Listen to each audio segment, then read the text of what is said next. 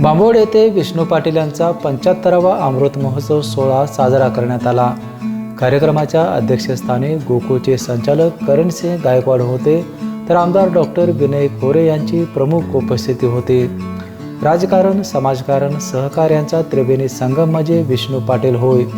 सहकारातील नोकरीत शिपाई ते शाखा अधिकारी असा त्यांचा संघर्षमय प्रवास आजच्या नव्या पिढीला आदर्श देणारा ठरेल असे प्रतिपादन आमदार विनय कोरे यांनी केले। सत्कारमूर्ती विष्णू पाटील यांनी जुन्या आठवणींना उजाळा दिला। कॉम्रेड गोविंद पानसरे, खासदार उदयसिंह गायकवाड, आमदार संजय सिंह गायकवाड आदी दिवंगत नेत्याशी असलेले ऋणानुबंध कथन केले।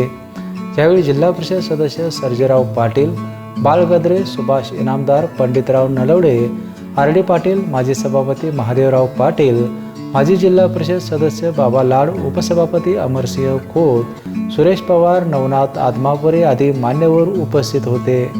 वेपेनसाठी शाहूवाडीहून रमेश डोंगरे।